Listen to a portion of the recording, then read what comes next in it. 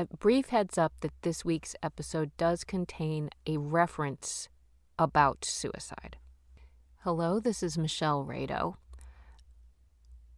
I have always had so much trouble knowing what I feel, knowing what I think, knowing my own mind about something.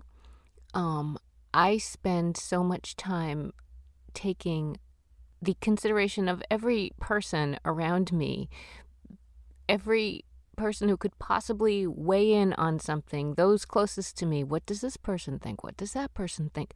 I have really struggled with knowing what it is I think. And writing has been one thing that has been the way that I sort of try and get myself into my own body, literally into my own body of what I feel and what I think. So this has been like my own struggle. I think a lot of it has to do with fear. It's why I'm doing this podcast because I like hearing what other people think. I so treasure hearing other people's convictions, and then I have to go and think about it for a very long time before I can sort of weigh my own thoughts and my own feelings about it. There's one aspect of life for which I do not have this struggle at all. It's music. With music, there is no judgment, there is no consternation, there is no wringing of hands or dilemma or consideration. Music is so immediate. I either like it or I don't. It is so clear. And the two spheres of my life that I love and am passionate about and have pursued personally and professionally are words, story, narrative, and music, and how those two things intertwine with each other and even create a greater whole when they are combined. So when I heard about the book Fearless Writing from my friend Robin Fisher, who was a writer we heard early on in Daring to Tell, I was like, okay, I have to read this book because fearless writing, I can't write because I'm so filled with fear. So I started reading his book. His book. William Knauer is the author, and the voice was like, okay, yeah, this guy is talking to me. I'm about to say the same thing with today's episode of Daring to Tell. So I am thrilled that our guest today is the writer, William Knauer. Here we go.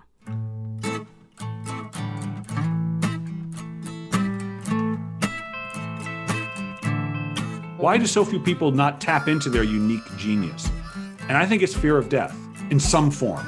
I think fear of death is a thing that prevents people from just living. Nothing's gonna make me brave. And nothing's gonna make me brave. Nothing's gonna make me brave except doing what makes me scared. Nothing's gonna break my fall. There's nothing in the protocol. It's like swimming up a waterfall or taking away the ground. So fearless writing, I felt like had been written for me. Good. It had been, clearly. Because it was like, that's the thing. I mean, I struggle with fear so much and trying to just let it out on the page. And so I felt like you were speaking to me, which is what this whole thing is about. I mean, you mean this whole thing? You mean this podcast or this writing experience? All of it, yes. Because, the podcast is about writing and about finding the courage to speak the things that we have Yeah. the courage to write. Yeah. And it's all sort of, I don't know, emblematic. Well, I will say this. Thing. I think it's interesting. I don't know if this is being included, but I think it's worth offering that one of the things you will learn as you find the courage to say the thing you thought you couldn't say is that the more honestly you can say it, and by honestly, I mean tell the specifics of your life, but find the universal within it, because nothing you're writing about is actually about you in that way. Mm-hmm. So I'm writing about death, for instance, the piece I'm going to read, but obviously it doesn't get much more universal than that. But I use the specifics of my own life experience. You will find that it's in going into it, you will find all the other people who find overlap in your experience, even though they did not live what you lived. They feel as if they're writing, you've written for them. Yes. You've written for them, even though obviously you were writing just trying to be honest about your own experience. And that is always the case. And I will tell you, the first time I ever gave a public talk, and I was very nervous about it, very nervous. It was a little 10-minute thing. I'd done theater, but I had not done public speaking where it's just me, Bill, in front of people. So it's a little more, I thought, exposed. And also, who am I? It was going to be kind of inspirational. And I still felt like, did I have the right to do that kind of thing? Right. So I was dealing with all that. And it was this big writers conference, and it was a packed house. And I was standing next to this woman, and she was, before my turn to go up, it was like a cabaret. And I was standing next to her, another writer, and we were just sort of chatting. And then my turn came. I went up, boom, did my thing. It went great. I came down, and she turned to me and she said, "You wrote that for me, didn't you?" And that experience has been universal throughout. And it was a great beginning to this part of my public speaking life, because that is how it feels at its best, that the person feels as though it was just for them. Obviously, it couldn't possibly be, but I do feel there is an aspect to that everything belongs to everyone. So I have heard that. Maybe it was in something that you've said before, but yeah, the more specific you can be, the more universal it almost becomes. That's right. You're looking for that universal. If you're doing personal narrative, it's always the universal within the specific. Yeah. You deal with the specifics of your experience, but the piece I'm going to read is about things that I went through and perspectives I have. That's what I write about now, but I never think of them as being about me, even though I am the character in them, but it's not about me. I'm just a tool. My experiences are just a tool to hopefully get at something. Well, that's a good description. And I guess before we get too far into this, I will say, hello, I'm talking with, shall I call you Bill Knauer? Bill is fine. And I am thrilled to talk with you today. One thing that I have done from time to time, I'm reading a book and it feels very personal. We spend this time, it's intimate, you're reading it, you're hearing this voice. So from time to time, there's someone who I feel like, well, I should just write to them. So I'll reach out to someone and have the chance to talk with them. And then it's this funny moment where I go, oh, well, I feel like I know you, but I'm not sure if I do really know you. And so that's a little bit, I'll just say where I am today. Right. Excited to have you on. And I was in your workshop. So there was also that, which was fearless writing and fearless marketing, which is really helpful. And so it's just, thank you. It's great to be able to have you here for Daring to Tell. I'm really excited about that. Well, it's great to be here. I love the theme of this. I love the idea behind it. I think it's needed. I'm glad you're doing it. Well, I feel like I was put on earth to do this podcast. So wow. Really? Yeah. And that's great. And I feel like it kind of goes along with a lot of the stuff that I hear you say in your workshops and there's nothing better than that. There's a feeling of both excitement and lack of resistance. The not feeling like you're trying to fit into a pair of shoes that isn't quite right.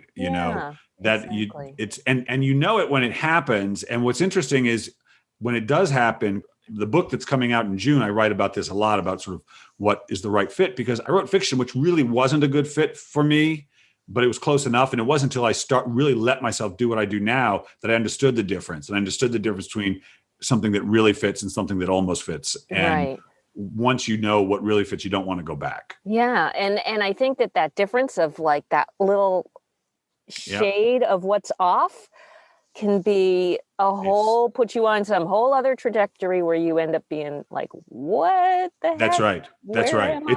It's profound how small it can be. Yeah. And I mean, I think that there's no more important question for a person than what is the best fit for whether it's the work you do or the partner you're with. I think those are the two things where you really have to be relentless or no wiggle room. Like if it's Right. not the right, then get out. Yeah. You know, I think that's get very out. true. Very true. So I do want to talk about writing a little bit, but Okay. you mentioned something about music. And so I'm actually curious about what's your background with music? I know you play the flute, but that's about where it ends. Yeah, well, I have a long history with music. I played the flute as a young, that was the instrument I learned to play, but I really wanted to learn to write music. Like that was a big, Oh, like I would hear music at night when I would lay down, to go to really? sleep kind of thing. Yeah. I listened to pop music, but I liked classical music too, because the flute is all, for the most part, classical music. So I started playing the piano. I taught myself to play the piano and took lessons so I could start composing. So I actually bought, and I never do this, I'm so self-taught. I actually bought a little book on music theory, just Oh, this little slim book. And I understood it within like an hour. I was like, right. I get Well, I get it. And I started putting it together. it was the And explanation of what you knew already, sort of. you kind of put it into place. And then I started playing the piano. But the big leap for me happened. I would learn to play some stuff on the piano. I couldn't sing that well. I was very self-conscious about my singing. I think I write about that in Fearless Writing. So I played, I started developing some information. But in my 40s, I really wanted to compose on the computer because I thought, well, that would, because I don't have the chops to play what I can hear, and I just wasn't interested in like really studying the piano in that way. And I remember the day I had GarageBand, on my Mac. Yeah. And I had it, and I wouldn't Google how to use it or anything because I'm so like that. Yeah. But at one point I figured out how to drop one note into I could, instead of just dropping in loops or things they had written, like I could put a note on there. Yeah. And from one note, I was on to piano concertos and symphonies. Really? And I just need to know how to put a note into the computer. And then I learned, and I started writing stuff in just a rush. Classical stuff and then more pop stuff. And now I sit at my piano and I'll play and I'll sing stuff. And it's been great. So you still play now? Oh yeah. Now I compose stuff on GarageBand. I'll sing it and record it and listen to it on my thing. It's practically the only music I listen to is the stuff I write now. Wow. My podcast and stuff, the music you hear is stuff I wrote, and I lay that down there. It was interesting in terms of writing because when I started writing music, it was so helpful because I was in a transition place in my writing. And music, you just have to listen. You sit and you have to let the music come to you and you're really hearing it. But that was helpful for writing because, it's not an intellectual process, the music. There is an intellectual process to it once you start layering in chords and figuring out what key you're in. All this, there's some of that, but it's much more emotional in hearing, and what feels right and what doesn't. That should go up. It shouldn't go down. Why? Why should it go up? And it just feels like. I didn't realize until I was writing music how I had not been applying that same felt listening to my prose, to the stories I was telling.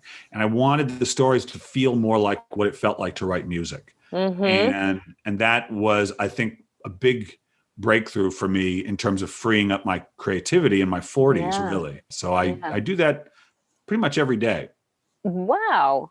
Yeah. Well, that makes a lot of sense to me, given what I've read about the way you approach writing, because it's much more about what's already in you coming out. Correct. And as you say, music it just is. It doesn't have that. You can't analyze it. You can analyze it, but I remember when I was in college, I dropped out of college. And I think the reason I dropped out was that I was not interested in intellectual understanding of things. And there's nothing wrong with an intellectual understanding of things. I watch the news and it's largely intellectual understanding of things. I'm much more interested in an emotional understanding of things. So I did not know that at the time, but that was my struggle I had. And I remember listening to Beethoven my freshman year in college thinking, you can't analyze this. You can't do to Beethoven what you do to Shakespeare. But to me, there's no difference between Beethoven and Shakespeare. They're doing the same thing. But because there's language and stories, you can do this thing to Shakespeare or T.S. Eliot or whatever that you can't do to Beethoven. You just have to experience Beethoven. And I thought that's what I want from art. I don't want to break it down in the way you kind of have to, because otherwise what would you do in a class? I don't even know, other than break it down intellectually. Well, in my music theory class, so I went to school for music. Oh, I didn't know that. And it was an interesting circumstance because I went to Northeastern University, which is not a Yeah. music school. And I started off as an English major, Yeah. but then I joined the chorus. And very quickly, I decided I can't not do music because Nice. I'd sung in choruses my whole life. And I had never been really exposed to classical music until college. Right. And when I joined the Northeastern Choral Society and got immersed in classical music, I was like, I couldn't stay away from it. It was one Right. of these things I Yeah. had to go towards. So then when I became a music major, had to take all these theory classes and all Yeah. that, which I didn't like at all. It turned music into math. And I think that Right. that was one of the, I don't know, philosophical objections to people who love music is saying, you kill it when you dissect it, like it should Right. be magical. And if you Right. can pull it apart and explain what's going on, it's like Well, and the killing thing it. is, I think so. Paul McCartney could not read music. Right. He didn't even Yeah. read music, I but he don't think obviously he knew does music. now, I think. No, I don't think so. I think he still yeah. doesn't. Yeah, and Lennon didn't. So I kind of like the mathematical aspect of it a little Oh, bit, yeah, a little yeah. bit. But the problem is, you can do a 1, 4, 5, 6 progression, and it's just going to sound good every time. It's purely intellectual. Right. You can write a song intellectually, and Right. it'll sound like music. And I heard that Hans Zimmer, the Film film's composer. yeah, he said something really good. Don't compose at the piano. He said, because you will rely on things you already know. Better to hear something and then go to the piano and Wow. find it. That's And I think interesting. he's Yeah. right. Or you'll Yeah. hear it first, then find it on the Right. piano. Because you can sit there at the piano and make music that that's not coming through you. Yeah. And to me, the theory is there when you're wanting to find out, like, okay, I'm looking for a certain feeling. I'm not getting it. Well, okay, maybe it's a Right. minor seventh. Maybe it's a, Right. you start doing, and then you kind of can draw upon some of the things you learn. But I learned my theory. I mean, I got Complete Idiot's Guide to Music Theory. I picked that up just to learn some stuff because there were a few things I didn't really understand.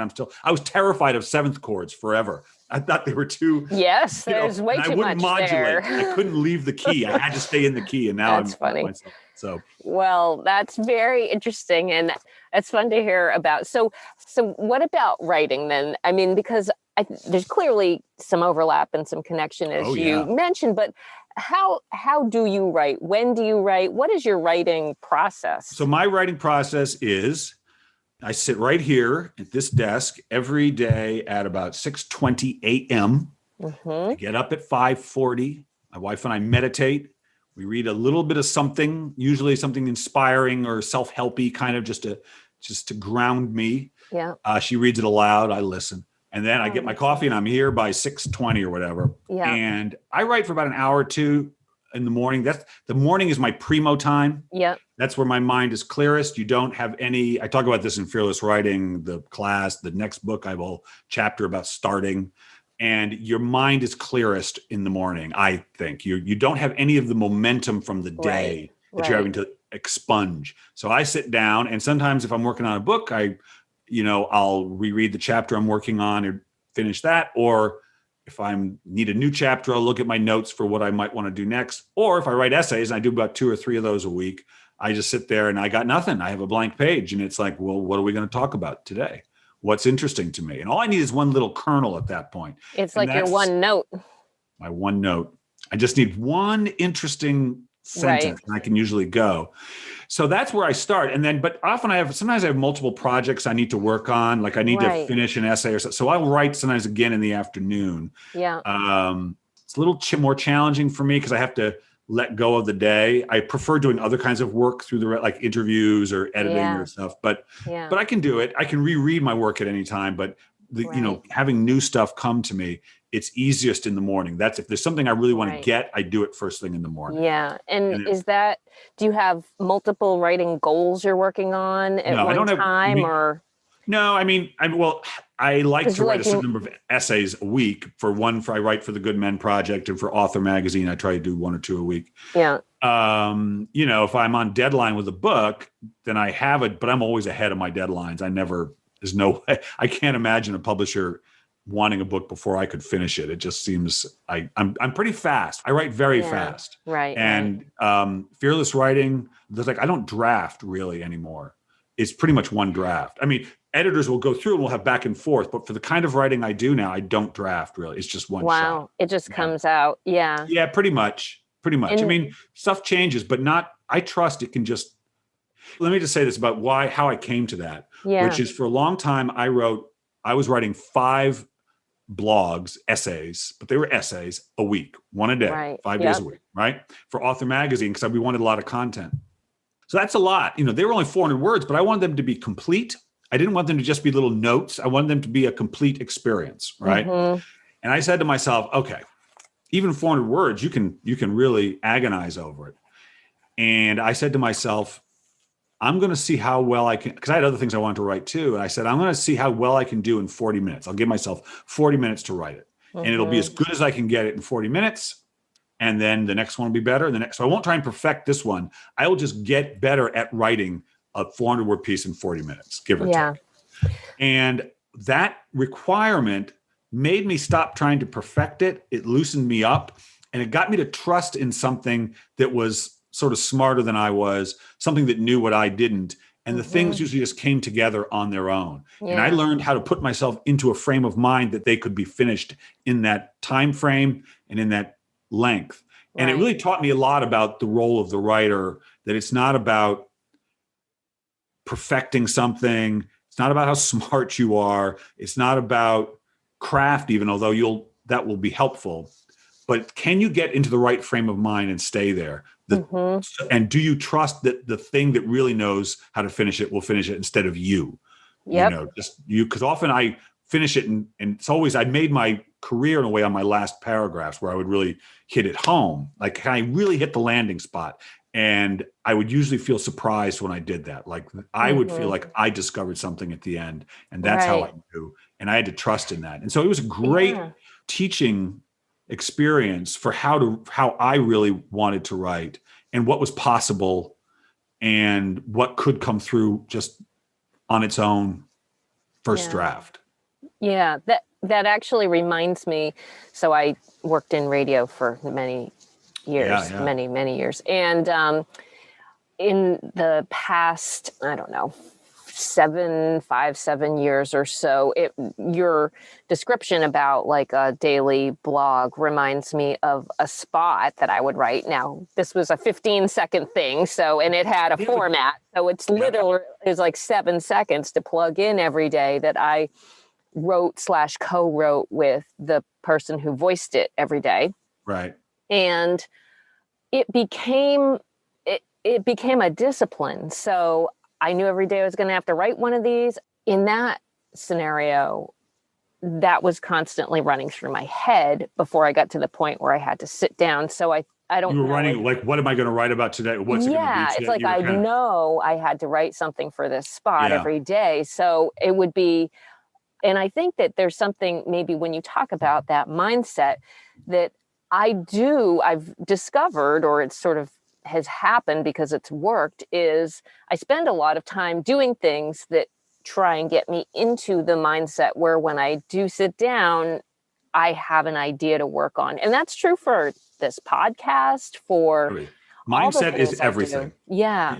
I've come to understand about writing, it's good to have an idea, but even if I have an idea, quote unquote, I still have to be in the mindset to allow the idea to grow. Really, your main job as an artist of any kind is to be in the correct mind frame that allows art to occur. If you can get into that mind frame and you have the enough skill with whatever that form is, whether it's speaking or writing or music, but you've got to be able to be in the right mind frame. And if you leave the mind frame, then you lose the ability to let it through in a new, creative, connected way. If you have enough craft, you can sort of fake it. And I can now imitate myself. I know how I write when I'm connected. And so I can imitate what Bill sounds like. And that's very funny. And sometimes I'm like, I got to just finish this thing. And I feel myself tempted to just imitate. What would Bill say in this scenario? What did I say before? Like actors will do it sometimes. I used to act, and if you're doing a show a lot, you can start imitating the way you did it when you were really on the day before. But you don't Oh, want to. You want to find it again that night, even though you right. know the same cadence. You have you Yeah. want to find it new each time. Yeah. Well, I feel like I could talk about many other things in that sphere, but why don't you introduce to me the piece that you're going to read today? Sure, sure. And how recently did you write this? Because when A you week had, ago. Wow, because I Yeah, was like that's right. wondering how that happened. Yeah. Yeah. So what happened is you said you had, you told me the format, and I had some ideas from the book coming out, which to your listeners, it's going to be called Everyone Has What It Takes, A Writer's Guide to the End of Self-Doubt. It's coming out June 1st from Penguin. Look for it where all fine books are sold. It is more like what I'm about to read. Everyone Has What It Takes is similar to fearless writing in that it deals with the creative process, but it is more narrative. There's more stories, it's more based around story and a little less instructional. So anyway, I had some ideas, but then I was working on a new book, and I started writing this chapter, and I thought, oh, this is about death. Well, that's the thing you can't write. That's the thing. And so I thought this would make a good chapter, a good essay for your piece. And so, yeah, I finished it and sent it off to you, basically. Wow. Okay. Yeah. So, and just to be clear, because I want to make sure, so you have the book that's coming out in June. You have the book coming out in June is Everyone Has What It Takes. Everyone Has What It Takes. This does not have a title yet. This is not in that book. This is in the not next. In that book. This is whenever the next book, the next book I am writing. I don't know what it's going to be called yet, but I believe it is about trying to lead a creative life. I work with clients, and one of the challenges, which is a fascinating challenge, is that just supposedly try to make your living, in any portion of your living from being creative, meaning generating something new, doing something that hasn't been done before, brings with it all kinds of challenges around the unknown, specifically around the unknown, what is uncontrollable, whereas so much work we do has the illusion of control, the illusion of predictability. Yes. And with writing, I deal with writing, but all the creative work, it just strips that illusion away. You just don't get to know. Alice Hoffman, the novelist Alice Hoffman, I loved talking to her. She said, every time I sit down to write a novel, and she's written a lot of them, she'd said, I feel like I don't know how to do this. I don't know how to write a novel, because that novel is not the same as the last novel. Yeah. You got to learn it again. I know. And you have to get really comfortable with the unknown, with uncertainty. Yeah. And I was surprised because I have been creative all my life. Yeah. When I was a kid, I knew I wanted to write. I was writing books when I was 13. This is all I've ever known. I got used to that in a way I didn't understand was a thing I was getting used to. And then I would work with adults who really wanted to write. And more than the craft, it was, if I really want to do this, that means I am living based on this thing that, where's the control? Where's the order? Where's the structure? And it's a whole different relationship. Yeah. So that's what the next book is going to be about, I believe. Okay. Yeah. Awesome. So listeners should understand it is a chapter in a book, but I try to make the chapters things that read pretty much on their own. So you let me know when you want me to start this thing. So go ahead, just introduce it, give us a title, and then go for it. All right. So this is called The Worst Thing. I met my wife, Jen, when we were both seniors in high school in Providence, Rhode Island. She moved to Seattle at the end of the school year, and I was heartbroken. I actually told my mother at the time, I think she's the one. I honestly do. My mother nodded patiently because I was 18, and what 18-year-old actually knows, he has found the woman he'd like to marry. Though I couldn't articulate it at the time, I knew I loved her because I didn't care what she thought about me or whether our feelings were real or whether this would last. There was none of the drama I'd experienced with my other girlfriends. I liked being around her in a way that was at once new and quite familiar. I was a very romantic young man. I felt romantic love was the highest possible expression of relationship. Love wanted nothing other than more of itself. In my mind, there was no success or failure with love, nothing to achieve, nothing to prove. With love, there was just being with the person, and that was enough. What could be better than that? I could think of absolutely nothing. It was life's heartbeat. But now, Jen was gone. We hadn't broken up. There had been no fights, no unreconcilable difference. Life, fate, had simply taken her from me. It was like death in that way, or at least that was how I'd imagined death, this indifferent force that could pluck someone more or less at random from the earth. This was in 1983, and while she was still quite alive, Seattle was so far away she might as well have traveled to the moon. I began dreaming of her as if she died. She'd be there beside me one moment, and I was relieved and overjoyed because her moving hadn't been real, and now we could be together still. But then I'd look away, and when I turned to her again, she was gone. I'd awaken feeling as if I'd lived through the day she left all over again. Soon I dreamt of my own death as well. It was always my execution. My jailers were coming for me, and there was nothing I could do to prevent the end of something I wanted to continue. Despite my dreadful dreams, I often romanticized death in the years immediately following Jen's move to Seattle. I was not religious, nor did I have any notion of life after death. Yet there was something all-powerful about death, the end awaiting everyone, young or old, rich or poor. In a strange way, it was like love in that it did not care about success or failure, or money, or any of the many mountains we humans spend our days scrambling up and claiming. But I also feared it. Not strangely, the end of my life, but the moment right before I died, before the gallows fall, when everything I did in life, all I found so meaningful, was suddenly rendered meaningless. It was like graduating high school. I was the editor of our school's yearbook, and in our office was stored a single copy of every yearbook dating back to the 1920s. I'd occasionally flip through some of the old editions, the black and white faces of the students standing in the familiar halls. Many of them were still alive somewhere, yet their names meant nothing in the school any longer. Many people knew my name at that school. I was on sports teams and I read the news in the morning on the school radio. Yet the day I graduated, I'd be like a ghost there, a memory that had no role or belonging. It all seemed so important, and then it isn't. Years later, after I'd moved to Seattle to be with Jen, and after I'd been married and had kids and was writing novels I couldn't sell, something odd began happening. I used to be quite comfortable having my picture taken. You might even say I took a good picture. Yet after about 10 years in the restaurant where I'd been working as a waiter, I noticed something missing in my eyes in every photo. I was there physically, but it was like my presence had vacated the instant before the picture was taken. In fact, every summer, Will, one of the other waiters, threw a big outdoor party in his beautiful garden. Everyone at the restaurant was invited. I went only once, and I had a lovely time. Will demanded he take my picture to prove he had convinced me to attend. I sat on his front steps, aware by this time of my relationship to the camera, and tried to remain present. Apparently, I did not.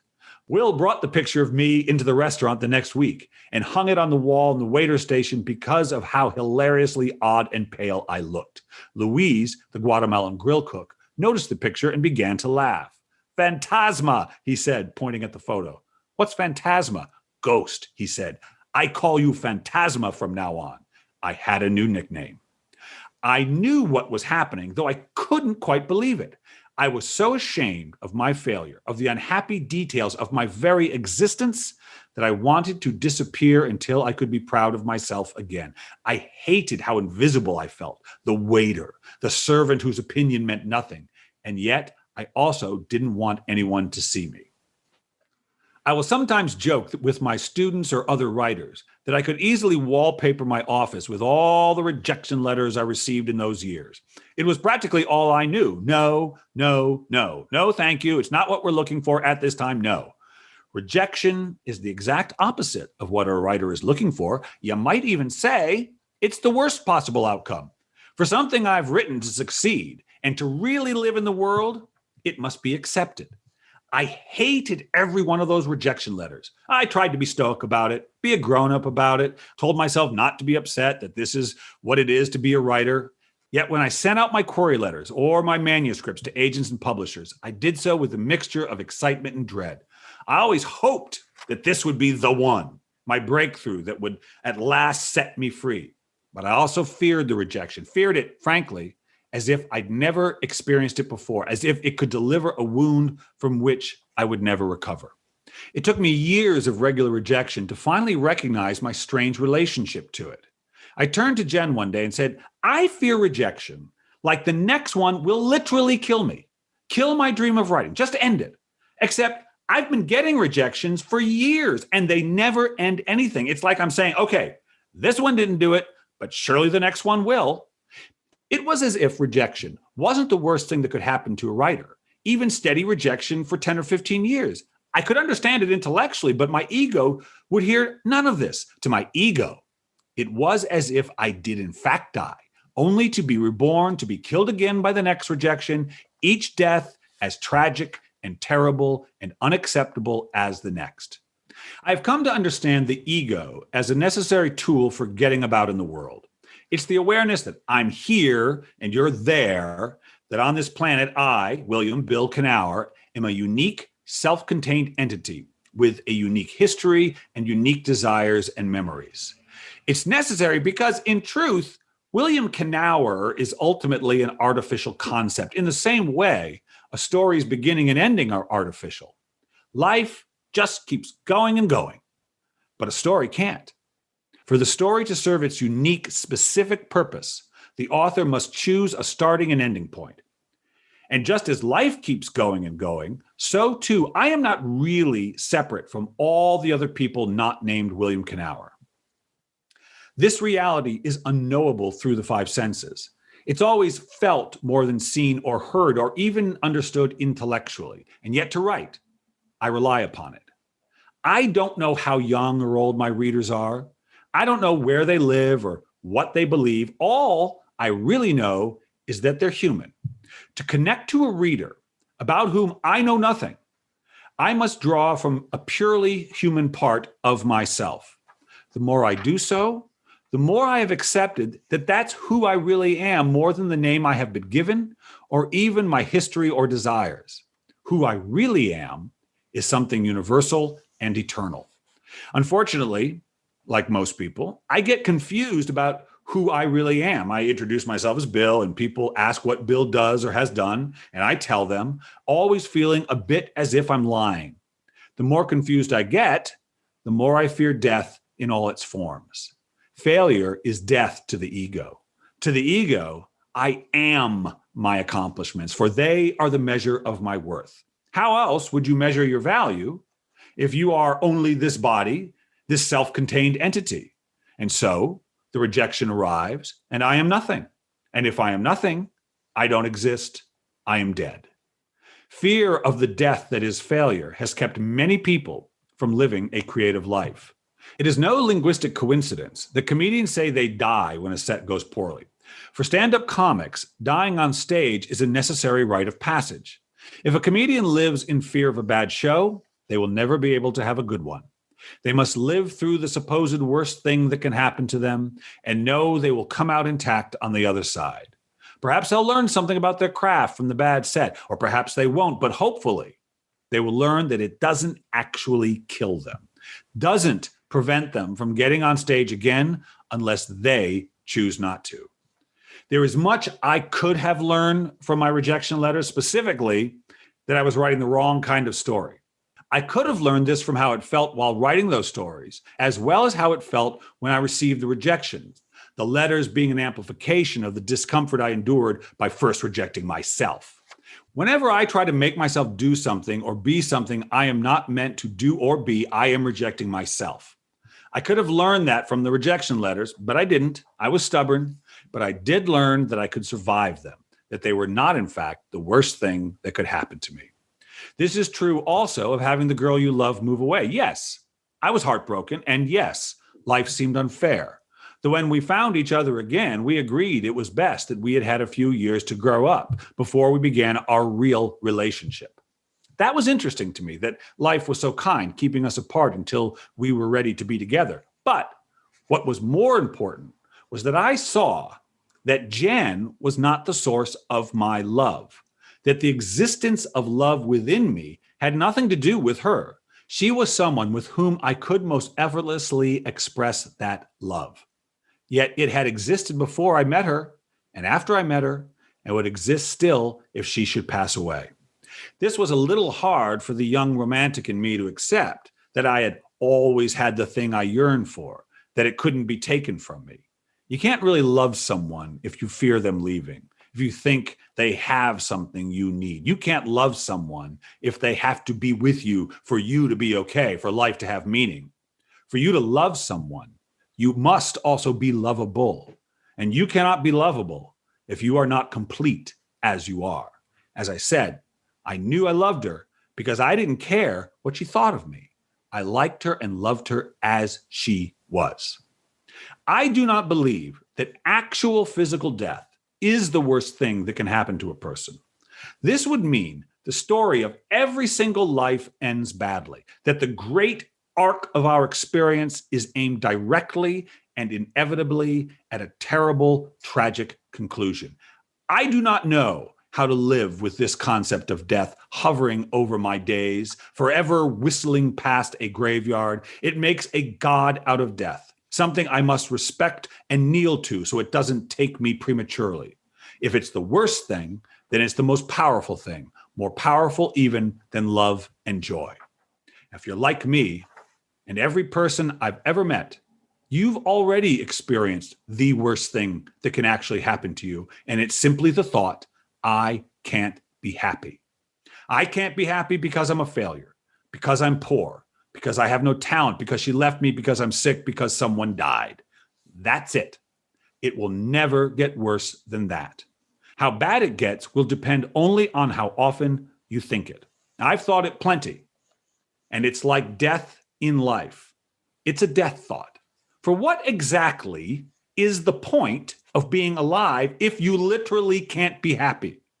If that were actually true for me, I'd hop right off the tallest building I could find. Except that most of us don't, do we?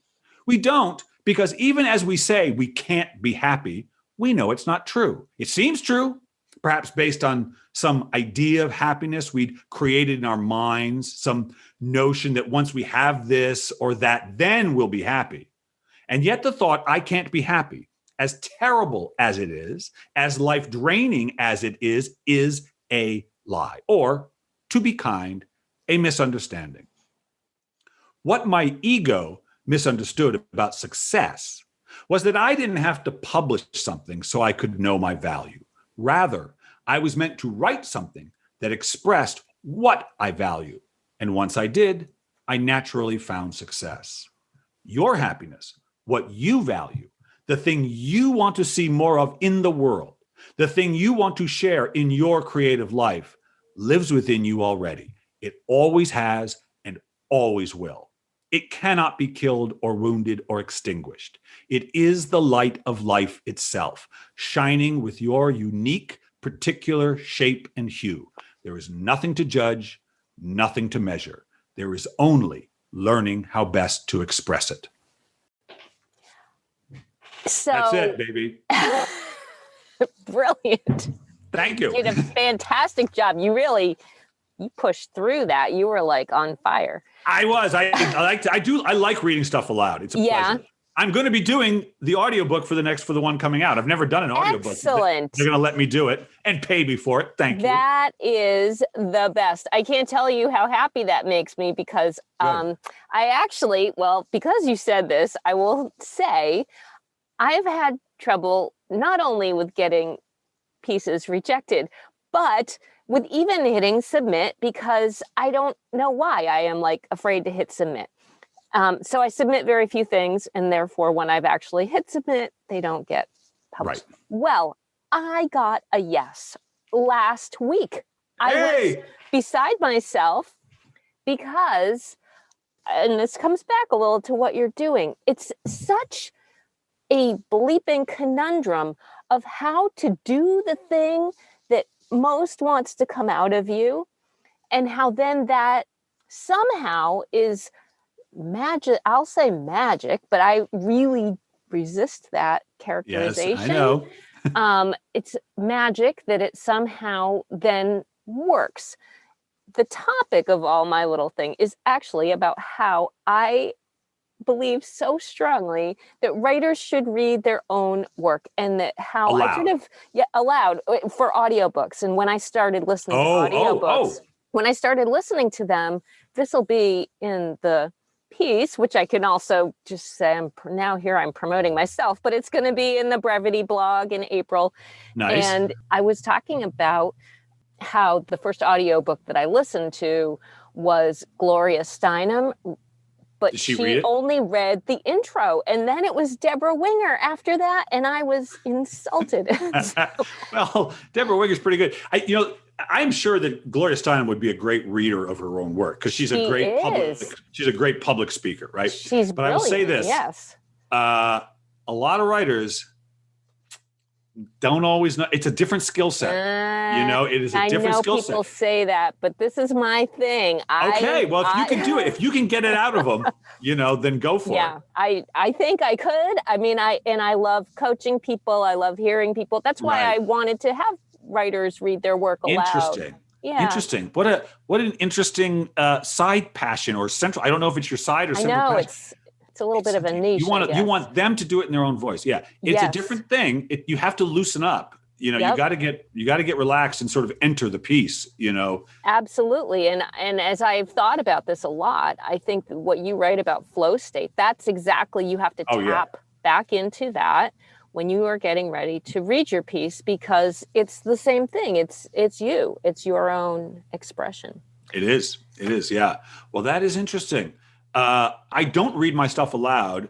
I write too much. I just can't. But I love the opportunity to read it to people. Yeah. In the right setting. It's fun, isn't it? I like it. I think it's fun. America. The book signings. When I do a book event, I tend to keep the reading short. Maybe 5 minutes like that. Yep. But it's a funny story. Mm-hmm. The novelist Andre Dubus. I've gotten to know him. He's a wonderful guy. He's out in your neck of the woods. Yeah. He was talking about readings, and he said, yeah, I was in Germany. He said, I went to Germany doing a book tour there. His book got his European release. Some of his books, went quite global because they got movies made out of them and stuff. He said, I was in Germany where they're doing reading. And he said, how long you went to read for? Like 20 minutes or so? The guy said, 9. He said, what do you mean 9? He said, 9 hours. So they read the whole damn book. And these people just sat down. Oh my God. Or maybe it was 2 hours. Maybe it was 2 or they couldn't have been 9 hours. 2 or 3 hours. But it was like a theatrical production. I said, you do? He said, yeah, I just hunkered down. And the Germans are all good with it. They just sat there. They just sat there. I don't know if I could. I mean, Andre's a good reader, I suspect, which helps. But I mean, I've sat through some poetry readings where it's like, man, tick-tock. Yeah. I know. Well, that's really something. I mean, that is a long time to read. That's a long time. If you're driving along and you're listening. Right. That's a different thing. Yeah. Well, so to get back to what this was about, though, is that conundrum. I don't know what. Describe the conundrum to me in more detail. Yeah, it's about. This is what you go through when you're submitting your work. Is what I go. Yeah. And what is it you go through? And it's about writing. It's about trying to say the thing that you want to say. Sure. It's about also then finding the right place for it. Because to me, that's another. Oh, yeah. It's always the right match. And so to find the right message for the right place at the right time. So I think that's why you took that fearless marketing class from me. And one of the things I came to learn about promoting our work or selling our work, and it's so hard to do because the feeling of rejection is so unpleasant. You don't have to be hurt by it. You don't have to think anything negative about yourself when it happens, but the temptation to do so is incredibly strong. Yeah. And it's much easier to hear yes than no.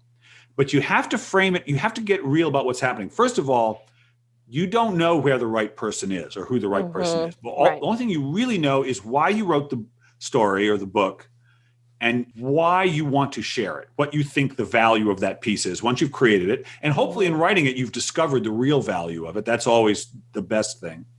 And then to say, okay, I know that. Based on what I know about the piece, what do I think would be the best fit for it? And know that what you're doing is you're looking for the right fit as much as the publisher is looking for the right fit for them. Right. If you feel you've written the thing with integrity and you've done the best you could, now it's your job to find the right kind of person. And I've got legions of stories of writers who've had their work rejected only to be accepted and, sold. And Everyone Has What It Takes was turned down by a couple of publishers because we did try a couple other people. Penguin is the biggest publisher in the world. They took it, and so they saw something they didn't, and so this is the nature of it.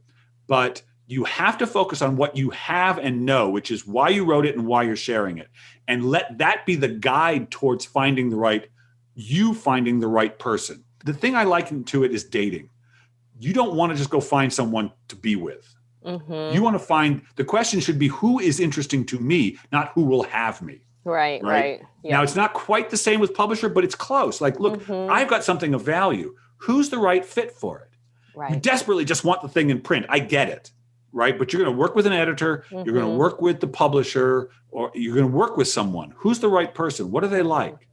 What are they like? What would they be like? Think about the piece. Think who's the right kind of fit for it. You can't meet all the editors and agents that you send to, but you can get a sense of them from what they're publishing and know that you're looking for the right person. You're not looking for who will take you. Right. You want to get the power you have. Right. Well, so here's another side to that, because I do feel like it's this constant, like, here's what I have to say. And I'm putting that out there, and I'm trying to find the place where that's the right place for that to be heard. So after rejection, I think, as you go through here, rejection, it can tell you, as you suggest, well, what is this telling me about me? Am I doing something wrong? And I can envision a bit of a blame the victim mentality that goes into this. You're not a victim, though. So, well, no, that's true. But so okay, go ahead. I'm saying this mentality of, I'm not successful, therefore I'm not doing it right. So so what am I doing wrong? And then there's this, like, I'm beating myself up over it. Right. And so this is one of the challenges, because when your work isn't accepted, there's usually only two reasons for it. One, you're sending to the wrong person, or you haven't told the story the way it's meant to be told. So, for instance, Everyone Has What It Takes really took me 15 years to publish. I spent years trying to sell it as a memoir called No One Is Broken. And my agent, who sold Everyone Has What It Takes, we sent this thing to everybody. It was a memoir about my experience raising a kid on the spectrum. Yeah. And I loved the title. I published a piece in the New York Times called No One Is Broken, and it got great reception. I thought, this is a memoir. This is it. And I know how to write well enough that I wrote a pretty good memoir. But people wanted to make it as a parenting book. I didn't want to write a parenting book, and we were kind of selling it that way. And it just wasn't taking. Yeah. And then I was sitting talking to my wife, and it was down to one tiny publisher. And I was like, I think she's going to reject it too. And I was like, I'm done with this. And then I would give these talks about how everyone has what it takes, but I would base it on stories about my son. And I would kind of combine writing and raising a kid on the spectrum. And I was talking about how everyone has what it takes. And my wife said, well, that's a great title. I said, I know.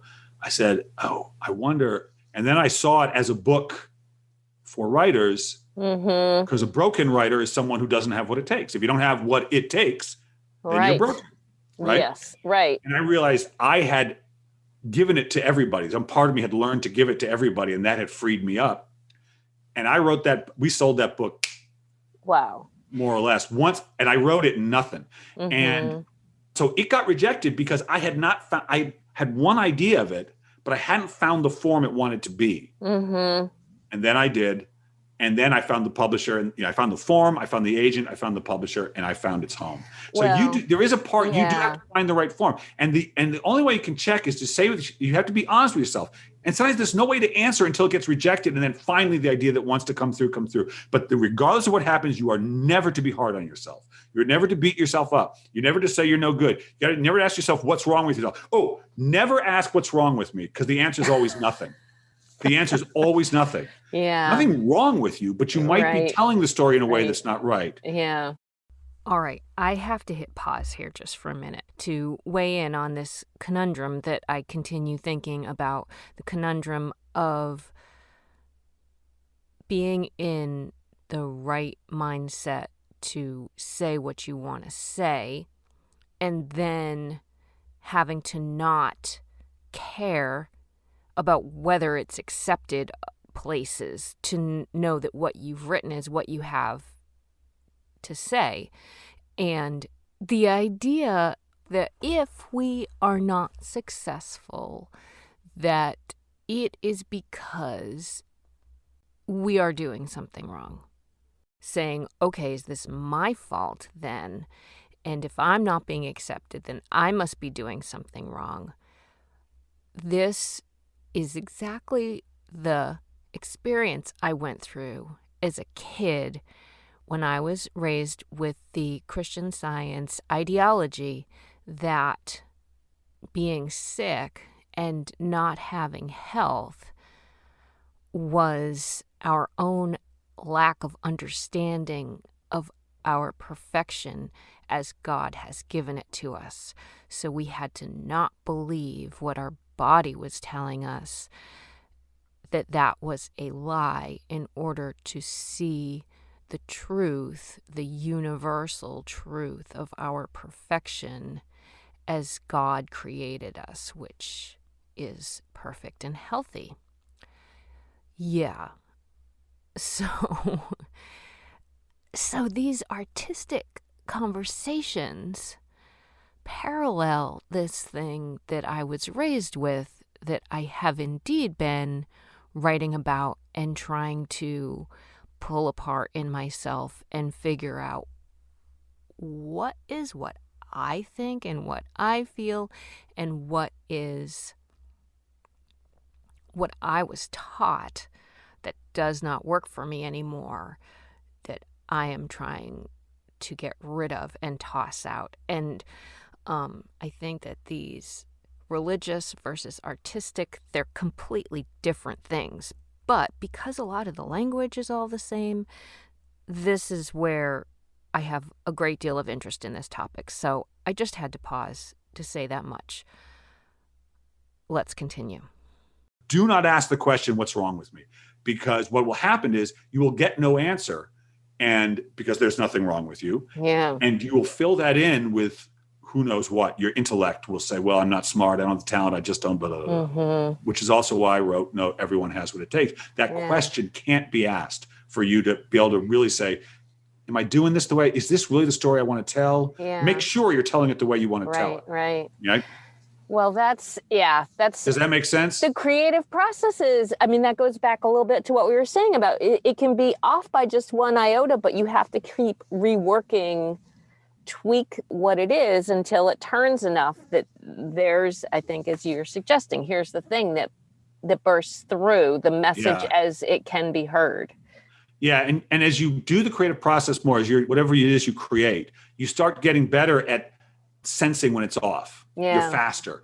Yeah. You know, I'm a fast writer now because I know what not to do. I got, craft of anything. So much of it's about what not to do. Yeah. And so I've just eliminated a whole bunch of roads I'd never go down. And also I'm very quick to notice, oh, I'm forcing this. I can usually tell in a sentence or so, like, nope. This is Bill's idea. I want to know what my muse's idea is. I don't want to do it myself. So I'm just faster at noting. And it's like, if as a singer, one of the things I've had to learn to do, singing's been a great lesson for me because I had tremendous self-consciousness about it. Oh, yeah. Because I was told I was a bad singer and I believed them, but I loved music and I loved music with words and I liked singing, but I had to teach myself, you can hear I had this great breakthrough when I was listening to a Beatles song driving home. And I was singing along with John Lennon, who sings in my register for the most part. Mm-hmm. And I was like, I think he's singing in the key of G. And I think that, and I was right. I got home, I was like, I've started to actually let myself pay attention to know that's an A, that's a G. Wow. That's pretty good because perfect pitch is either there or it isn't. But I wouldn't say I'm perfect pitch, but my range is so small. That I see. I can I seem to fall into these, in this like 7-note range. Most of my stuff seems to, and right where a lot of John Lennon would sing, for whatever reason. But I was singing along. I said, that feels like a G. That feels like a G. I couldn't tell you if it was a C sharp in the next register. Right. But I know what it feels like coming out of me. But that took practice saying, pay attention to the difference and know when you're off. Like start hearing it as it's happening. You can hear it. But I didn't believe I could hear it. Right. Right? Yeah. And then I started saying, no, I think you can. So start paying attention to the difference. And as a writer, you have to know, you can know the difference between being forcing and not forcing. And if you don't think you know the difference, then it'll all happen randomly. But you can feel, is that forced or is that effortless? Is that forced? Is that effortless? And the right story told the right way is always effortless. Like the right work is effortless. The right lover is effortless. Like that's the way it works. Yeah. So evasive, but so obvious too. It's because we're taught to work hard. We're taught to like grind away. Right. But and that doesn't mean we don't put effort into it when the flow is happening, I think, certainly. But you're right. It should be. It's a strange thing. You're not.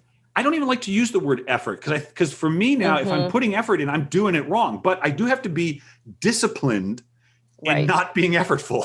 Like I have to like really be like strict with myself. Like don't force anything. Don't start until you feel something real there. You know, and go ahead and put yourself in the chair, even though you have nothing, and know that something will come if you can relax and let it come. Like the melody, finding a melody, you got to find the effortless way the melody wants to go, not what you just stick in there. Right. And it does require discipline in that way. It does require discipline not to worry, not to project into the future, not to judge yourself. Like that's all discipline. Yeah. Disciplined thinking. So here's the question that I must ask. I ask everyone. Okay. What was daring about this for you? What was daring about this piece? What was daring was I realized I came from a background where I believed socially you had to kneel to death. The death was the worst thing. And that you had to be afraid of it. It was like you couldn't, if you utter that word in public, everybody said, "Oh, death, we'll get." And I just don't think. And I've realized I would go to the times I've been to funerals or services. I am not sad at all.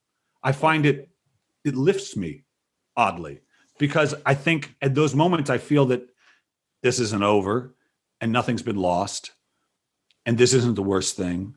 For me, it felt like going against.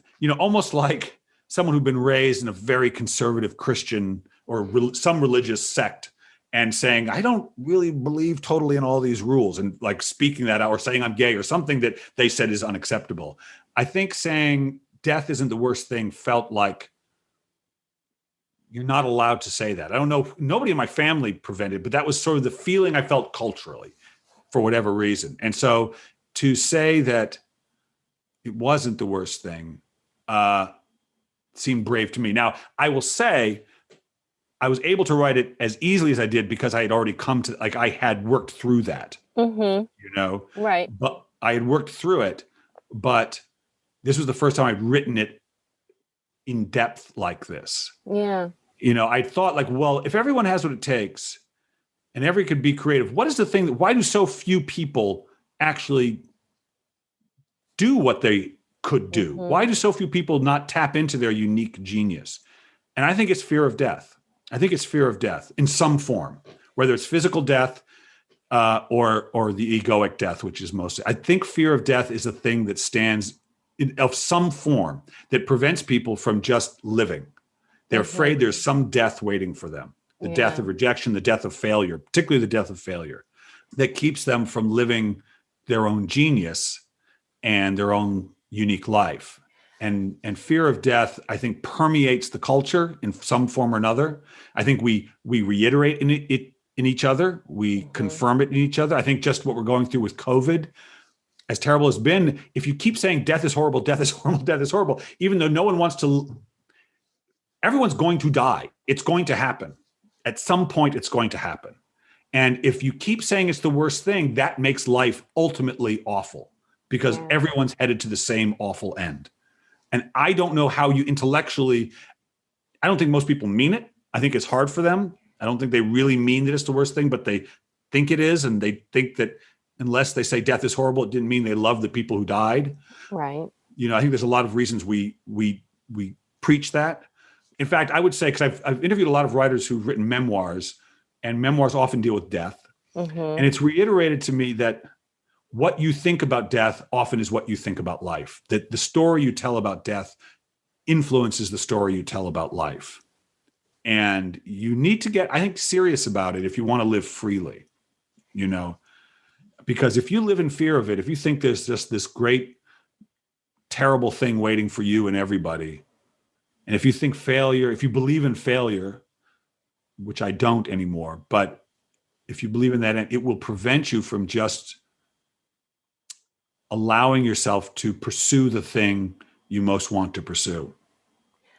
Yeah, I think that there's the fear of creativity that is, I think, similar to that what you're describing about a fear of creative death. That if you fail at your own creativity, that's failing at you somehow. That's right. Like, I'm failing at being me, and then right. What does that say? What if I put it out there and nobody wants it? That's the big fear. Right. What if I put it out there and nobody wants it? Here's the thing. I can tell you the answer to that question, which is everybody wants everything. There is an audience for everything. But I mean, that is just the truth. Like, I can't believe sometimes the stuff that I am reading where, like, I have no connection to it. And how did this get published? But they did, and they have readers and publishers. But I can tell you that. But you've got to experience it yourself. You have to trust that because you were interested, someone else will be interested. But this, I will say this: you have to be merciless in how much you are willing to express the thing you're wanting to express in the way you want to. You don't get to shave it or change it for what you think people want it to be. Because then it's not it anymore. And it's not it. Yeah. And then it will be rejected because people will sense the thing missing. You know? Right. I have a firm belief now, after having done this work, that everyone has to agree with you. So if you think you can do the job, everyone will agree with you. If you meet someone who is really in their own integrity and enjoy supporting people, you can be wobbly and they'll support you. But if you get with someone who's not particularly grounded or isn't paying attention, if you have a little wobble, they will pick up on that. Yeah. They will agree with you. They will agree with the part of you that doesn't think you belong. And everyone will agree with you.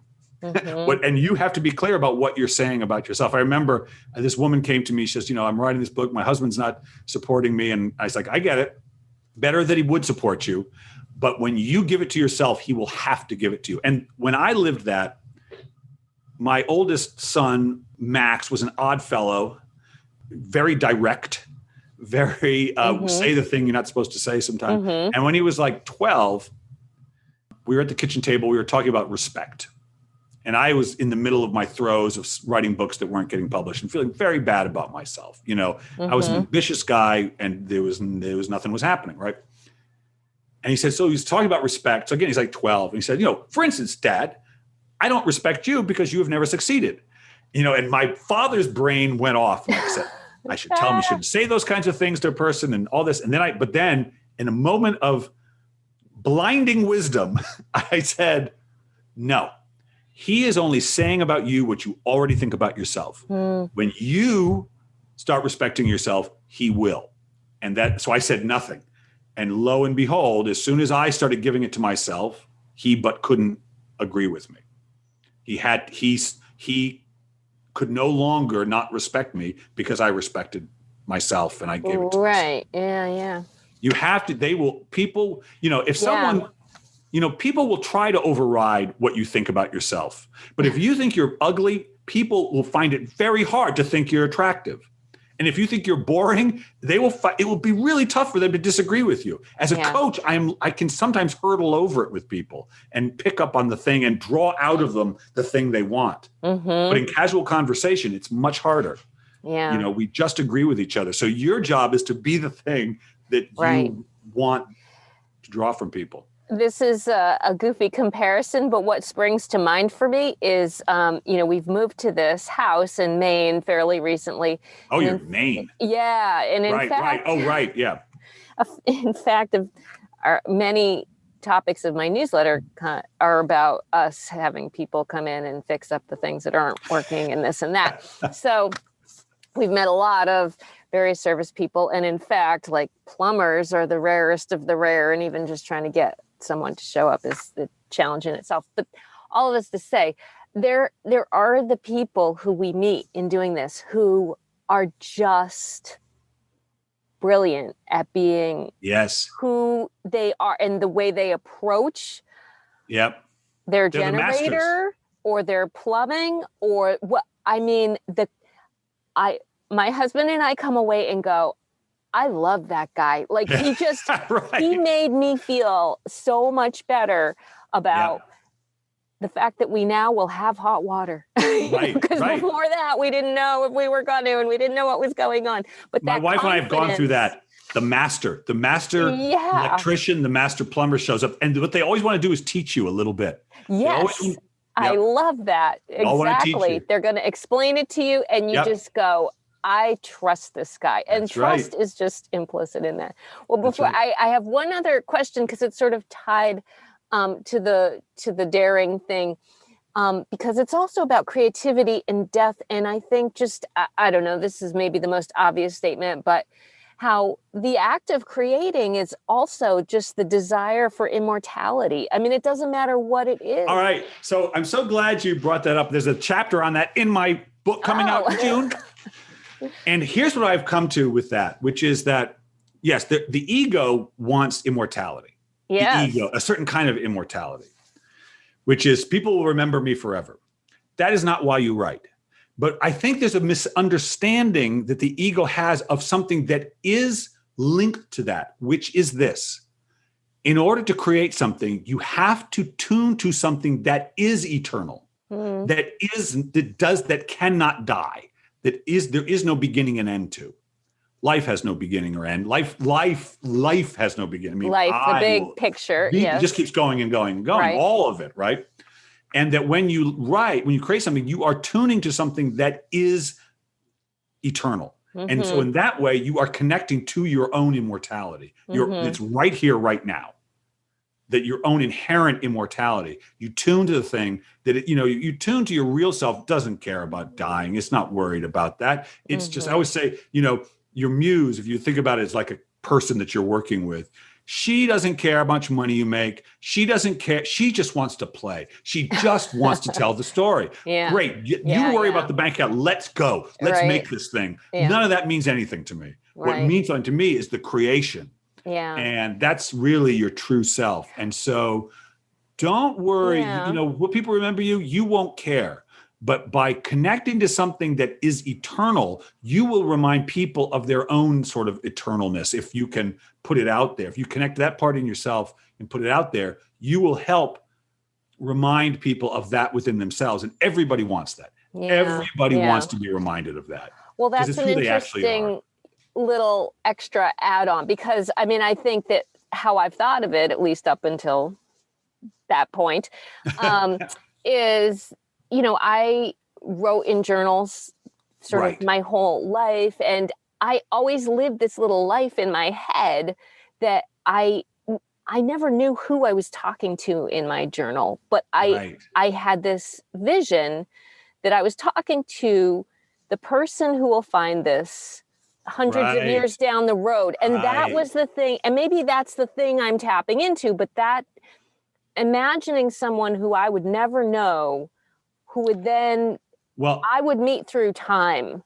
That's interesting. how I let it all out. Well, I will tell you, that's not a bad technique. I mean, the ego can get caught up in that and start wanting praise and attention and all that, because that's what the ego wants. Well, yes, of course. Right? All the Yeah. time. But one thing that I think is important, like when I teach memoir writing and personal essay writing, I will often get somebody will come in and say, I'm writing this for my grandkids, and I want them to know about my mother. And I'm like, I'm not going to help you write that. I'm not interested. Right. I want you to write this for someone who doesn't know you and will never know you, because that's the person that will force you to write in a way. Because here's the thing. If I told you a story, I would tell it different than I told a 6-year-old a story. That Right. same story to a 6-year-old or a 10-year-old or a man or everybody. If I meet you, I change the story maybe ever so slightly based on who I think, what you seem to, I'm going to tell music. I'm going to talk about music with you differently than someone who's never played music, for instance. Right. The one that really gets you to understand the subject is the person who knows nothing. Okay, Right. now write it for someone who doesn't know you, will never know you, doesn't care about you. Right. How do you tell that story now? Well, that was exactly the person I had in my mind. Like, I mean, That's right. this is before I don't have kids. I didn't have kids Right. then. I was little. I still happen to not have kids. So I don't know if I knew that then, but yeah, it is sort of this, I don't know, this far off person that I don't know that I imagine. Anyways. No, but that's you used your imagination to create writing for someone who can't know the things you know. And so it forces you to understand them more deeply so that they can understand. Yes. I would say, if you want to write about having twins, write it for someone who's never even had a sibling.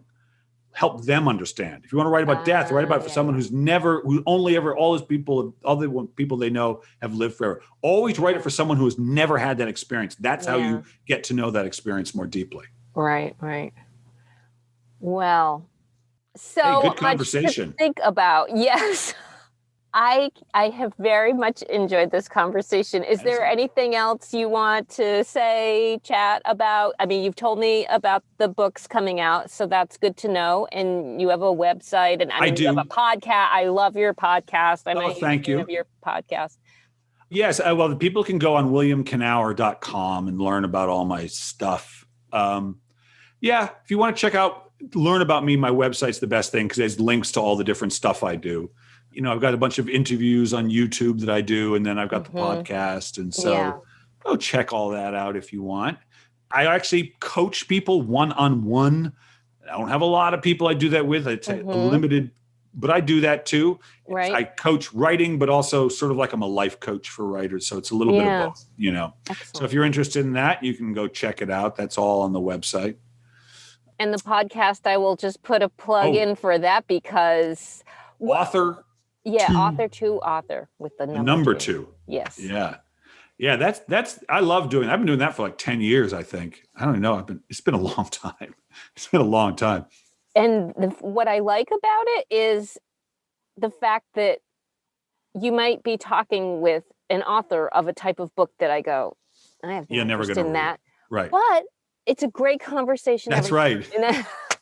So interesting point. I will end on, I had an important moment with that, which is that, I have a very specific reading taste. And I have to interview someone every week. So I get a lot of people, and most of the books are stuff I wouldn't read. I wouldn't just pick up on my own. Right. Mm-hmm. But I'd started doing these video interviews, and I had one scheduled with this guy who was a suspense writer who had written a YA suspense novel. It shifted over to YA. Mm-hmm. And I started reading it, and I hated it. I hated all the choices he was making. They were, I mean, it wasn't just stylistically. I just didn't like what it was saying about life, essentially. Wow. Yeah. Right. Yeah. But mostly just the way he was handling stuff was just, and I was reading, I was going, and I used to read everything. I don't need to anymore, but I would read the entire book, Oh my God. It's unnecessary, but I used to do that. And I'm reading it and griping. And my wife is like, maybe you should stop reading. I said, no, I can't. I got to read it all. Stuff. Right. And but I'm still reading and still griping, and she's getting sick of listening to it. She's like, will you please just stop? I said, fine. I don't know what's going to happen. I don't know. And so I go into this interview, and I'm all worried about how it's going to go because I hated the book. Yeah. We had a great conversation because he loved suspense, and he loved suspense just the way I loved what I do. Yeah. And we connected not over that book, but over suspense and loving something and what it is to love something. And I thought, it doesn't matter. It does not matter. It doesn't matter. No. So that's the great secret behind and my other secret is no preparation. I know you say that, and I was trying hard not to prepare for this. Well, what you do is different than what I do. But one thing I learned, and this is true, I learn more about the author. On my podcast, we don't see each other usually. We just call it. Oh, okay. I learn more about them the moment they say hello. Just that one word, hello. Really? I already know more about them than when I read their memoir or their fiction or whatever. Well, the voice is a powerful thing. Now I know who they are, and now I know who I'm talking to, and I know what's going to be required of me. And I used to prepare more, and I go, oh, this is, I see. This is not who the person I prepared for someone different than who showed up to get interviewed. Exactly. It's all about being in the moment every time. It's really That's right. Yeah. That's right, baby. That's how it works. Well, thank you so much. Hey, this was a lot of fun. Thank you for me as well. being in the moment, remaining present, trusting yourself, getting ourselves into the flow of the universe in order to write, in order to live, in order to be happy. Boy, what a huge conversation that has stirred up so many things in me. And having to break in and tell you about the things that I struggle with when I try and write and allow myself to say the things that I need to say, allow myself to feel my gut, to trust my gut.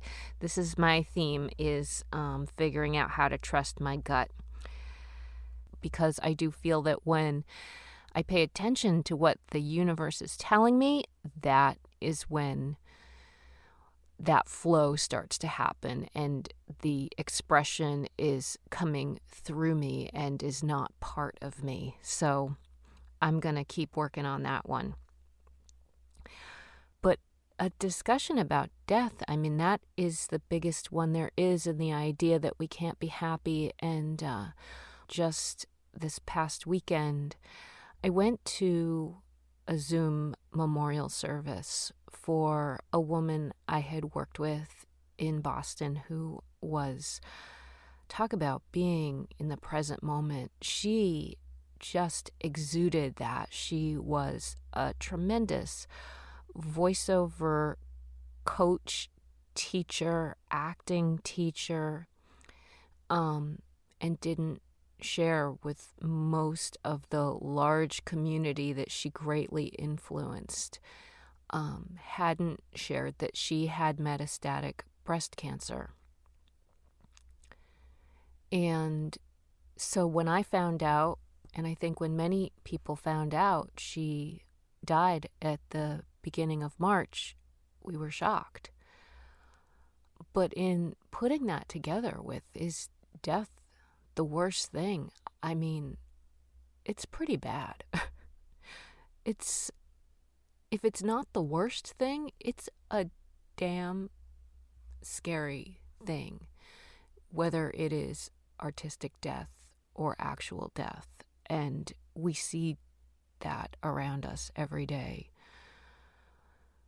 But what was also so apparent at this memorial was all the joy and fun that came across through her work with all the students and coachings and people she had one-on-one personal connections with through her whole life. And so that is the larger thing I know I try and tap into. What is that connection of joy, of meaning, of significance, of truth that we find in ourselves and can connect with some other individual?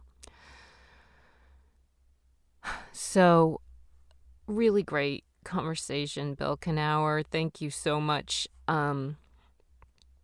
Next time on Daring to Tell, it will be me. I had hated that my only relative, who was my connection to this place that I love, this place that spoke to my soul, was somebody I didn't even like. Follow all of the episodes of Daring to Tell for free at Spotify or Apple, wherever you get your podcasts. If you have questions of your own or a hit pause moment like I had in this episode, I hope you will email me. My email address is michelle@michellerado.com. Michelle with 2 L's, REDO. Thank you so much for being here and for daring to listen.